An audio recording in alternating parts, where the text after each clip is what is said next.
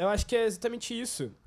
Esses dias eu tenho me lembrado, assim, às vezes em casa, minha mãe ou algum familiar meu com uma dor de cabeça, eu não dava dipirona. Eu não descia na farmácia da esquina e comprava o remédio.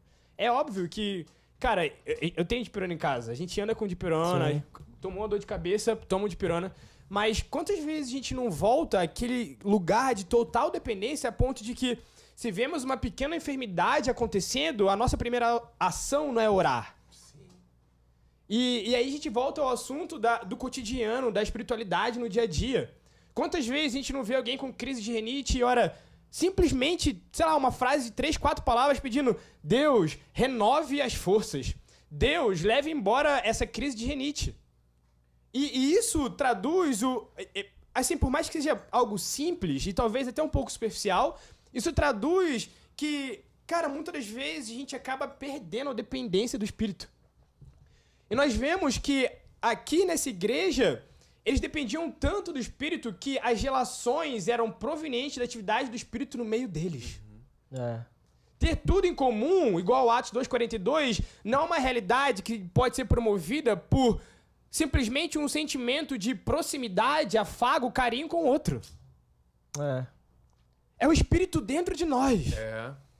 Eu gosto muito de uma música que uma líder de adoração brasileira traduziu, aquela do Jay Zampton, Free the Reins. Tô fazendo discípulo.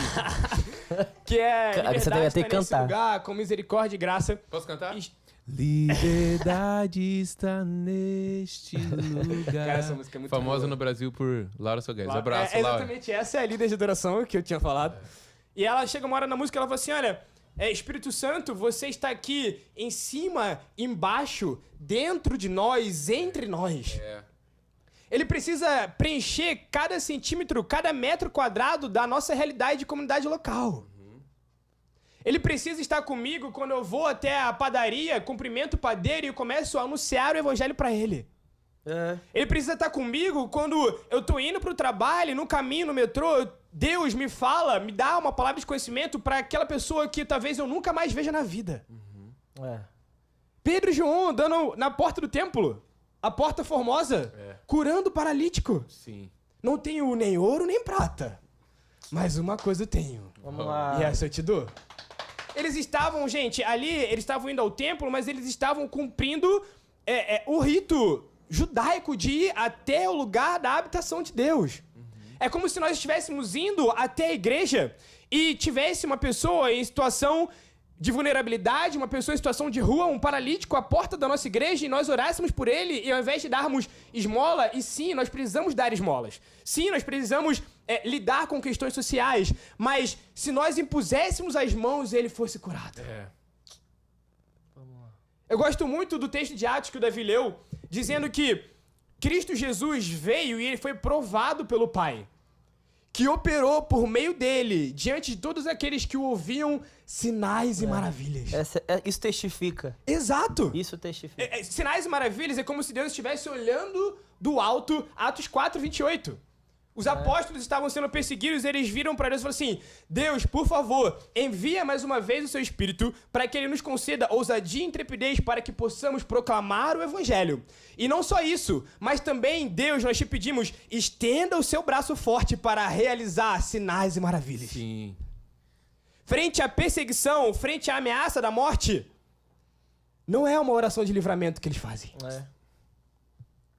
Eles pedem, Deus, assim como o Senhor nos empoderou no cenáculo, empodere-nos mais uma vez.